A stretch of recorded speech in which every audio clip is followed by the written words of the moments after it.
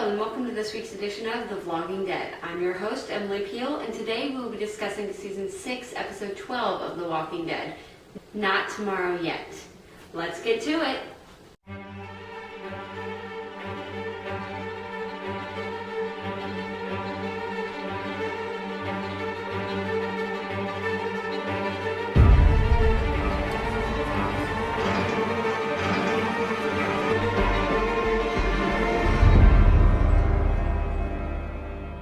So then Rick and a bunch of them they all walked by.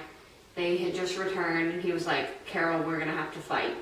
So everybody gets to the church and while they're in the church, Rick kind of explains how Maggie made a deal with Gregory, the leader of the Hilltop, and then he explains how they're all going to have to go into Negan's group and fight them, and that way they get food and all this and everything. And we saw in the next week on or whatever, last week, we saw he was like, if there's anyone that opposes, please say so now. And you just see Morgan sitting in the background, and I predicted this. I was like, he's gonna say something, and Morgan's just he stands up and he's like, Morgan, he's like, we can't kill them, we can't do this. And Rick's like, we have no choice. And he's like, he says this, he goes, where there's life, there's possibility. And we know you're trying to make life better, but no, it's food, leave a terrible group alive, food, leave a terrible, food always. So then they all decide, they voted and they were like, all right, we're gonna go and kill these people. And Rick was like, Morgan, you don't have to go, you can stay here if you want, there's gonna be people staying here, they just have to accept that. Then we see, it was really interesting. Carol, she wrote in a notebook, we see later on, she's writing in a notebook and she just writes the number 18 and circles it, and I don't know what that is. I have no idea. I've heard it could be a number of days and something. It could be a number of people she's killed. It could be the number of years it's been since something started. I don't know. So I've heard lots of different things, but I have no idea. So we'll see if that kind of starts to reveal itself more later on. Then she kind of goes out for a walk, and she's she runs into Tobin, and he's like, so are you unable to sleep? And she's like, yeah, whatever. So then all of a sudden they just they kissed, and it was all right, that's out of nowhere. I don't think we've ever seen them, just the two of them having a conversation that I can recall. So I don't know, we'll see where that goes. So then this is kind of where all the romance and drama is starting up.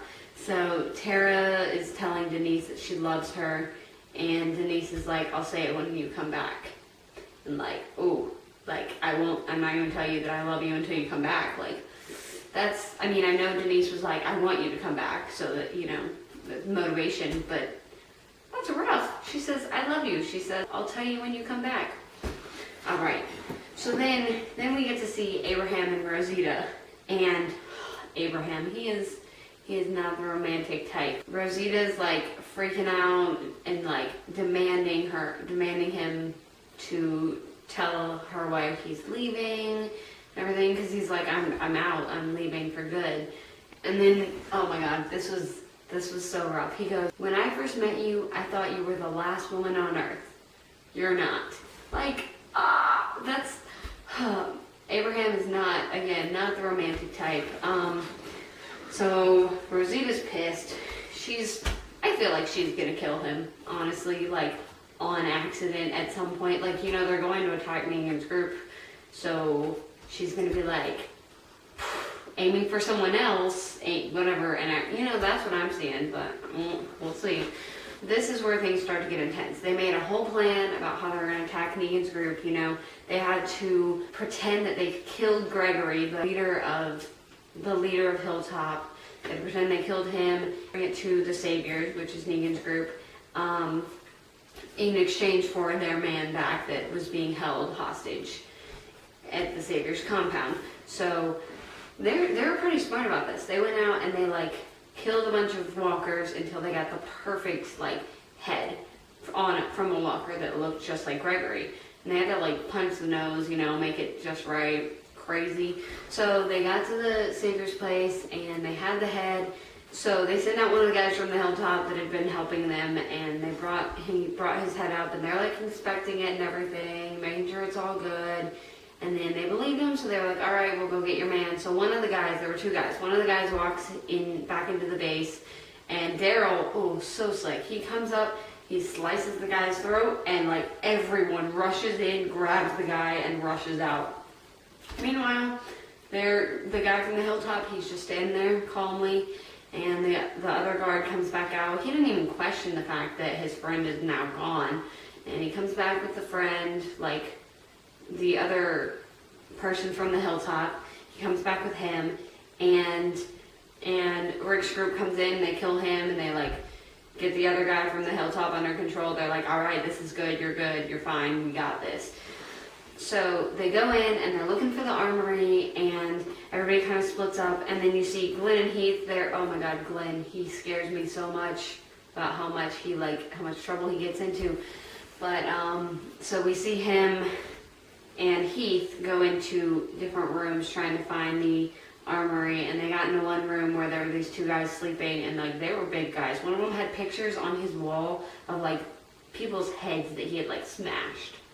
So like, not the people you mess with, but Glenn had never killed a person until like this moment, and neither had Heath. So like, obviously not the perfect combination to go in and kill people in their sleep, you know? So luckily Glenn was able to do it. They were taking their sweet time, and like they were crying. I was like, oh my God, these guys are gonna wake up and kill you, please be safe. There have been way too many close calls. So he kills the people, luckily, and then as they're going out, like, we see Abraham and Sasha, they were like pulling on each door and like open it up, no, nothing, and then they got the one that was locked. And so they were like trying to shimmy it open with knives and everything when like a guy comes around the corner. So they managed to like kill him, but like right before he died, he pulled the fire alarm. So now it's just like, all right, you gotta do what you gotta do. So they're all just killing people left and right. Everybody's running around. Carol and Maggie, we see them outside, and they hear the alarm, but Maggie's about to go in and help. She's like, I gotta go help Glenn. And Carol's like, no, you're pregnant. Stay here. So, you know. So they stayed where they were, and then we go back into the compound and we see everything's going well. Glenn and Heath, they got cornered into a closet, and then they realized that they're going to have to be more willing to just kill people. So they went ahead and opened fire. The closet they got into ended up being the armory, so they just had tons of weapons. They could just like fire away. And literally, they opened the door, and I was like, oh my God.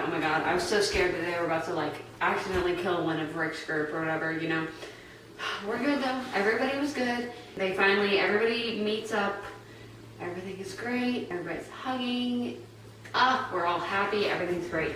So then they get out into the yard, like into the, I don't know, like courtyard or whatever of the compound. And this was like the next morning. The sun had risen. Everything was done. They were like, all right, we killed Megan's group. We're good now, you know? Not that easy. That only took them like 20-30 minutes, so no. We see a scene, Morgan in Alexandria, we see him building this jail cell, like the one that he was in when he like realized, okay, I gotta stop killing people. And like, or no, at first I was like, maybe it's for Morgan again because he killed someone. I don't know, or because he killed a walker or anything. I don't know. But now I thought about it a little bit, and I was like, I bet that's for Rick. He's like, Rick, you gotta calm down. You gotta realize that you can't just kill people in life. But Morgan, Rick is already crazy as is. We don't need him even more crazy for being locked in a cage.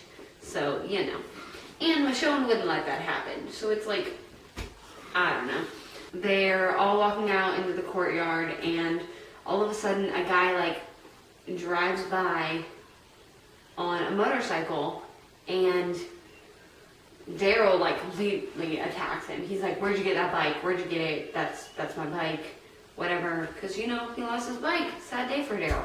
So they were holding their guns up to this guy, and then all of a sudden you hear on a walkie-talkie, like, "I wouldn't do that. I wouldn't kill him. Let's talk, whatever." And Rick was like, "All right, come on out. Everybody come out." And they were like, "No, we're not going to come out. We're going to stay where we are, but we've got a Carol and a Maggie. Like, if that's something that you want to talk about." And like, that was it. Scene ended. So for a last segment and a new segment that we're going to be doing on the Vlogging Dead, we have this nice little zombie bowl right here. Nice little zombie bowl. It's full of questions from people like you about this episode that we just talked about. So if you have any questions, you can go ahead and hand them in to me, and I will definitely be answering them in future videos. So let's mix it all around. Let's see what today's question is.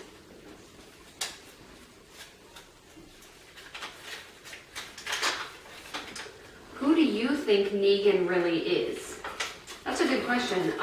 So I know that they didn't already kill Negan. I know that Negan is played by Jeffrey Dean Morgan, so kind of an unfair advantage here. But, so it's not the guy that was on the motorcycle either.